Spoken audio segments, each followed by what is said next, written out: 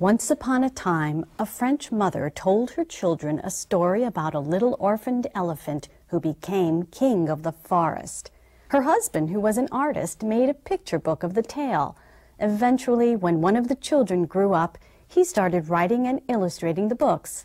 The little elephant, of course, is Babar, a character beloved by generations of children in France and around the world.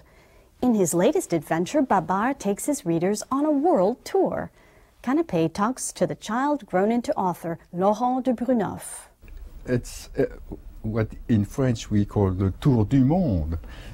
Babar is going on a big trip around the world with his family, his wife Celeste, and his 4 kids, Flora, Bob, Alexander, and Isabel. I start to think of all the places I have been over the years, and I enjoy very much doing illustration after photographs that mainly my wife has taken when I was there. So he is going to Italy, that I always love, and then he goes to Spain and Berlin, Moscow, and then India, where he meets some Asian elephant,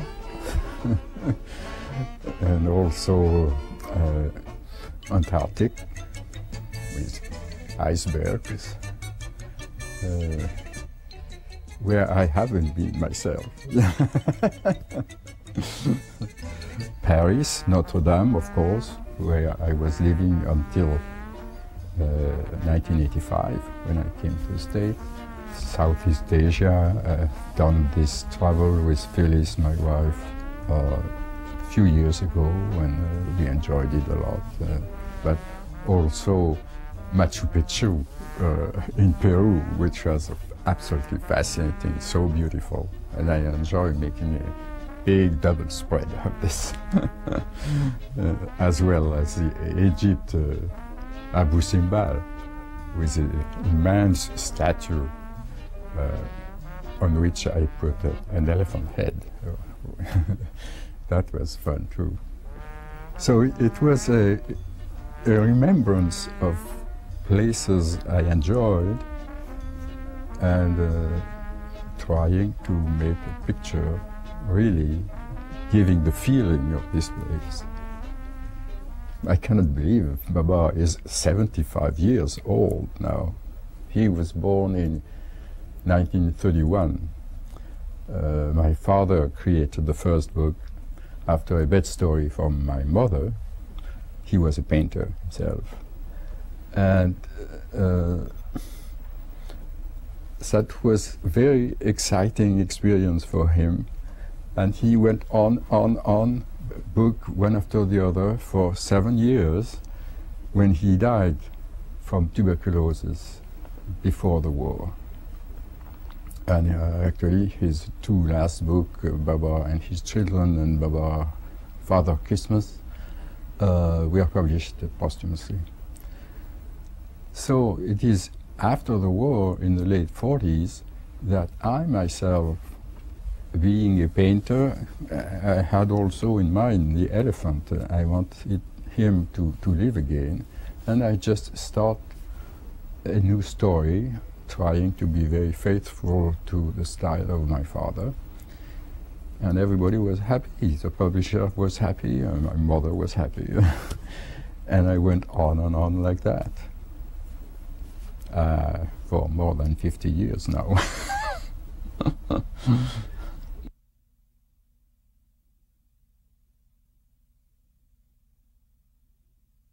A family on vacation can be a dangerous thing. Just ask any comedian. Better yet, ask a couple of French farceurs. The setting, the Riviera. The cast, mère, père, and 2 teenagers. The problem? A vacation with far too much time to think about sex. The outcome? A sweet aperitif of a movie toasting the forgivable sins of a not quite dysfunctional clan. Co-directors Olivier Ducastel and Jacques Martineau talk with Canape about the comedy in their characters. It's a summer comedy, what we call a summer comedy. It's a family who went for vacation on the Riviera for holidays, and very quickly everything is mixed because what you think about what people want or what people desire or and even what they desire is not necessarily what is expected, something like that. We really wanted to do a comedy, and we wanted to write a comedy because our second movie, Adventures of Felix, was released here in the United States, and it's not exactly a comedy, but some parts of the movies are comics, and people here react very, how do you say that? Loud or... Yes, they react very well, you know, in theaters, and we thought, oh, it's very pleasant to hear people laughing when they're watching your own movie. So we wanted to try another time and to make a real comedy for 1.5 hours.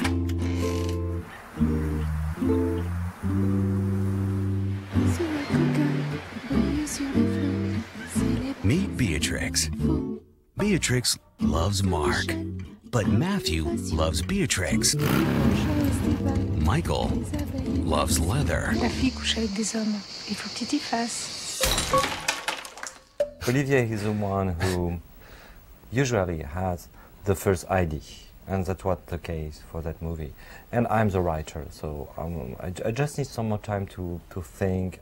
I don't write anything, I mean, until I think the rhythm is there. You know, you're perfectly right. It's not a story of characters or organization. It's really a story of rhythm.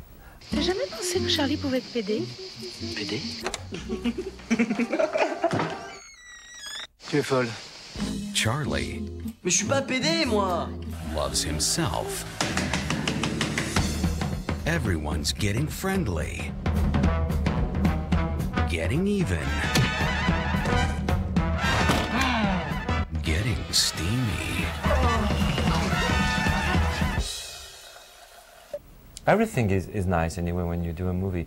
For maybe not the shooting this time because it was a very low budget, so it was quite difficult. I mean, hard work. But of course, I would say obviously the best moment is when you see the audience in a theater, because it's why you make movie. I think really I enjoy the moment when we are doing the things, and even if Jacques told that the shooting was not so easy this time, but anyway it was very, very pleasant to be with the actor on the set, and we are finally shooting the film, and we were waiting for months for that. And I like the editing. I like also the first days that the crew arrives before the shooting, and everybody is in the office, and we are trying to find out how we will do the film. But I also enjoy the first time I read the script. So I think we're a lucky person, because there's a lot of things that we like to do related to films. I think that the San Francisco presentation in June will be an incredible moment at the Castro Theatre. Dans leur doux repli nacré, coquillages et crustacés,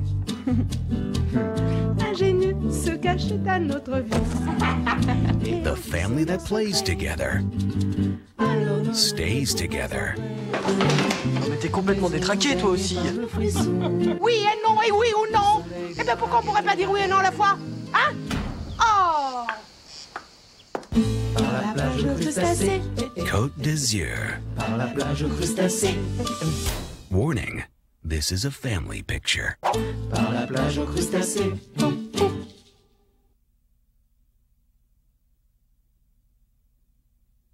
The word Creole means many things to many people. For some, it's a cuisine.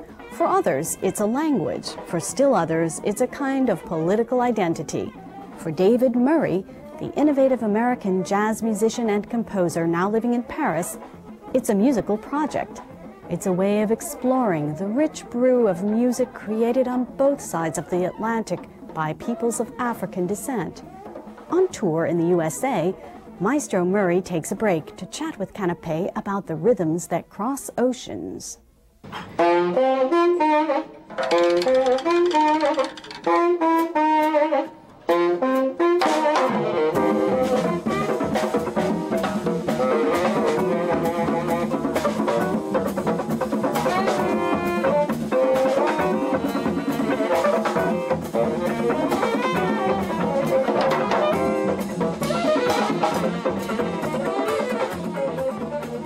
The name of the CD is the David Murray and the Guoka Masters, and it's called Guotet, which actually means nothing.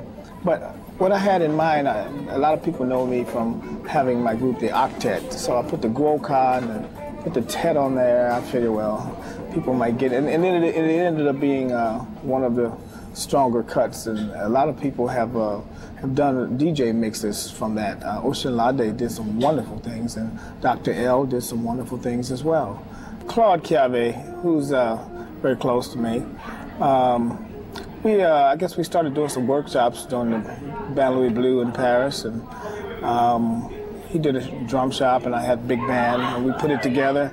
And in Paris, there's so many people that come from Guadeloupe and Martinique, and I guess the question of Creolite is a very sensitive kind of a thing, especially in Guadeloupe, because they want to maintain their language, their way of life, and also in Martinique and Haiti, they speak Creole in a lot of places. When we performed in New Orleans, and they seemed to really understand what the Guy Conquête was saying when he was with us. I mean, anybody who speaks French, and when you speak Creole, it gives you another kind of edge, I guess, in the community.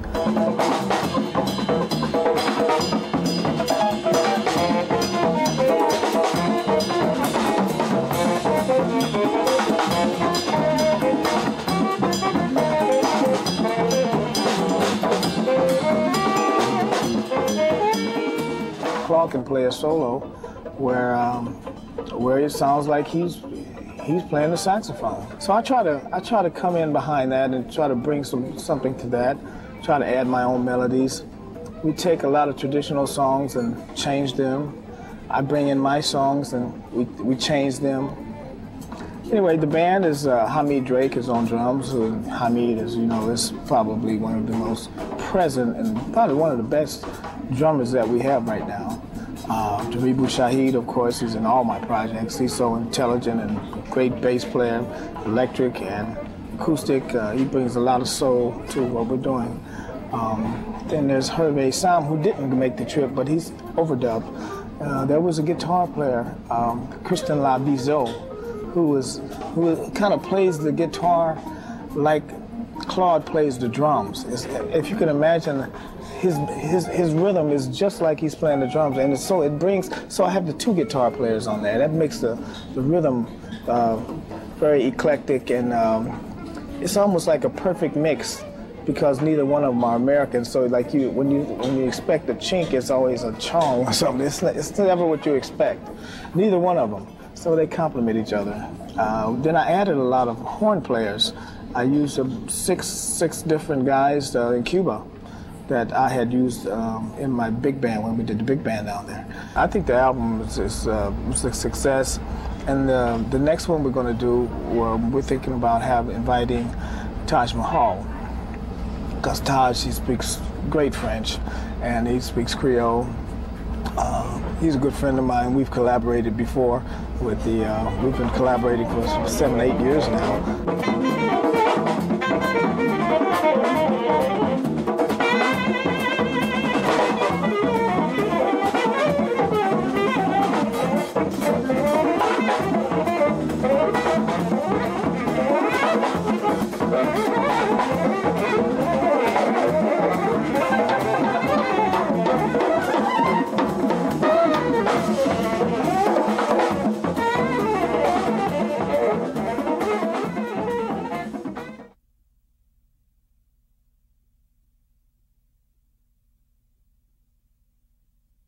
winner of numerous international prizes and 4 César Awards in France in 2005, Games of Love and Chance throws 2 worlds divided by centuries into conflict. In the decaying housing projects that ring Paris, the so-called banlieue, high school students pass the time cursing each other. What would happen if these foul mouths entered the mannered world of classical French drama? What if the language of the street had to conform to the rituals of the salon? Director Abdelatif Keshish shares with Canape his ideas about classical art in the age of hip-hop. Il y a toute une classe sociale en France qui n'est pas représentée à l'image, qui n'existe pratiquement pas à l'image et donc qui n'existe pas dans l'imaginaire aussi du spectateur moyen. Et j'avais envie de faire exister cette classe sociale et de lui donner cette possibilité de romance, de raconter une histoire, juste comme ça, le plaisir de raconter une histoire avec des personnages qui existent, mais qui ne sont pas vus. Et donc, c'était même peut-être le point de départ. On ignore complètement toute une partie de la population dans le paysage audiovisuel français. Et je trouvais ça dommage. Et j'espère d'ailleurs que ce film permettra de plus les reconnaître et donner plus envie de les représenter. Il y en a, je vais le serrer, je vais le séquestrer, je vais le baiser sa mère. Le premier qu'on voit là, toute ma mère qu'on baisse sa mère. Il y a que ça à faire, rien. T'es chaud, tout le monde est chaud. De toute façon, on va tous le lancer dans la bouche, on y va.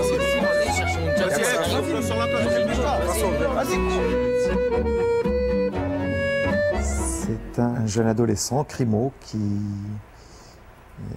vit ses premiers émois amoureux et qui tombe amoureux donc d'une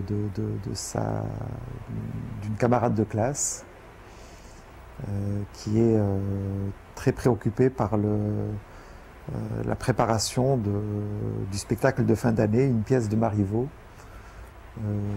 Le jeu de l'amour et du hasard, qu'elle prépare avec beaucoup de sérieux avec ses camarades et sa prof de français. J'avais envie de montrer une autre image de la banlieue, de la cité, qui est souvent représentée de façon un peu caricaturale. On ne montre que la violence, la drogue, voilà, tout ce qui accroche comme ça dans les médias. Et j'avais envie de casser un petit peu avec ce regard porté sur la banlieue. C'est plus ça qui m'intéressait, de montrer une autre image de la banlieue, une autre image de cette jeunesse, leur donner une dimension plus humaine, les regarder autrement que ne les regardent les informations, les médias, la presse. Prenez la boutique, vous êtes tellement fous quoi, vous avez un cœur, oui ou merde? Mais t'as j'étais une sans pitié? Tu nous l'as même pas dit, on était même pas au courant, t'aurais pu nous le dire, merde. Mais c'est pas ça, c'était mal que m'a demandé, j'ai même pas donné de réponse. Je crois que j'ai le crié sur tous les doigts ou quoi? Vas-y. Quoi, c'est pareil, c'est pas pareil. L'auteur il marque sur votre couche avec la mienne et on n'est pas là pour changer le texte, mon frère.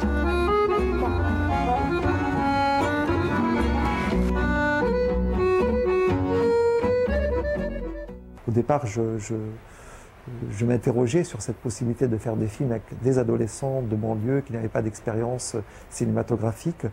Et leur sérieux, leur volonté de faire ce film, d'aller jusqu'au bout, m'a convaincu qu'il fallait le faire. Et donc on a répété dans une salle qu'on nous a prêtée pendant les 2 mois d'été. Et tous les jours, on répétait chaque scène du film en cherchant les personnages, en s'amusant aussi. Chacun jouait le personnage de l'autre, parfois les filles le personnage des garçons et vice-versa. Et ça, ce temps nous a surtout permis à la fois de faire connaissance, de se faire confiance aussi.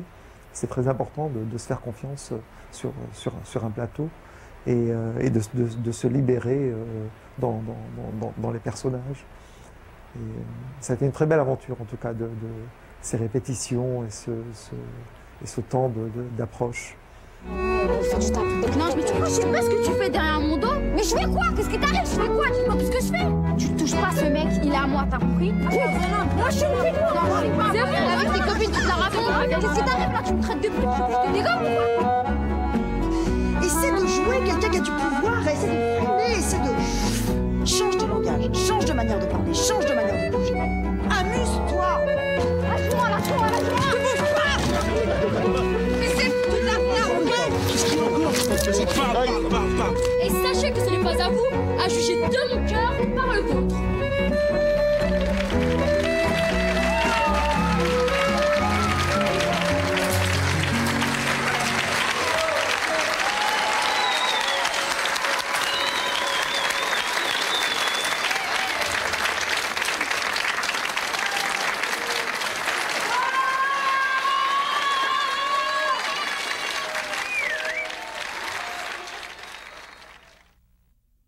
Jean Racine's tragic drama Bajazet, set in Turkey, was first staged in France in 1672.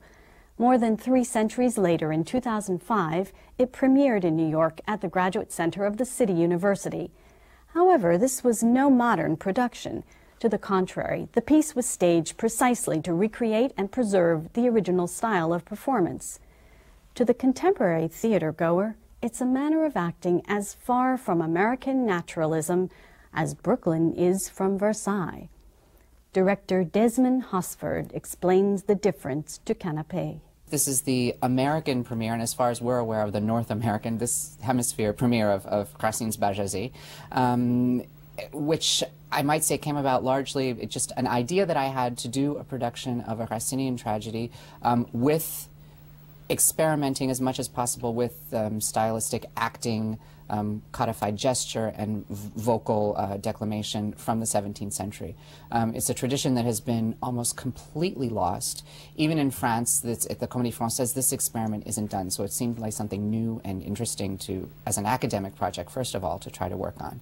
The process was actually quite a difficult one for the directors, for Angèle and me, and for the actors, because the type of acting that we've asked them to do is completely removed from anything that they would have learned. Some of them are professional actors, and in the 17th century, the way acting was is there was a fundamental separation between the actor and the role. One, it was considered dangerous to involve the actor's own emotions in their character. And in contemporary acting, a lot of it is, you know, becoming psychologically connected with the character and understanding their motivation. In the 17th century, they actually thought that was dangerous to do, because if you went into a character's emotions, you wouldn't be able to control it. So it was an idea of depicting the passions in sort of a codified way without actually feeling them, because as soon as you feel them, you lose control. Lui-même, d'aussi loin qu'il nous a vu paraître, adorait, a-t-il dit, l'ordre de votre maître, de son auguste sein, reconnaissez les traits perfides et sortez de ce sacré palais. À ce discours, laissant la soutane mourante, il a marché vers nous, et d'une main sanglante, il nous a déployé l'ordre dont la roi autorise ce monstre à ce double attentat. Mais, Seigneur, sans vouloir l'écouter davantage, transportés à la fois de douleur et de rage, nos bras impatients punissent son forfait et vengés en son sang la mort de Bajazet. Bajazet! Que dis-tu? Bajazet est son vie, l'ignoriez-vous? Ciel! Son amant en furie près de ses lieux, Seigneur, craignons votre secours, avait une fatale abandonné ses jours. Moi-même, des objets j'ai vu le plus funeste, et en vain de sa vie, j'ai cherché quelques restes. Bajazet était mort. Nous l'avons rencontré de mort et de mourants, noblement entouré. And then we added the gestures. And the gestures are based on painting treatises, things like Charles Lebrun's Conférence sur l'expression. He was Louis XIV's head painter. Physical depictions of the passions in this treatise actually show when a character is representing anger, this is what their face has to look like. And the rhetorical treatises by people like René Barry, say, what do you have to do with your hands when you say, cœur, heart, or when you say ciel, or when you say, or régner, you know, what do you do with your body to represent these things? So teaching the actors the codified way of moving before they actually get into, you know, putting passion into their role. So it was a really long process and a lot to do in a short amount of time.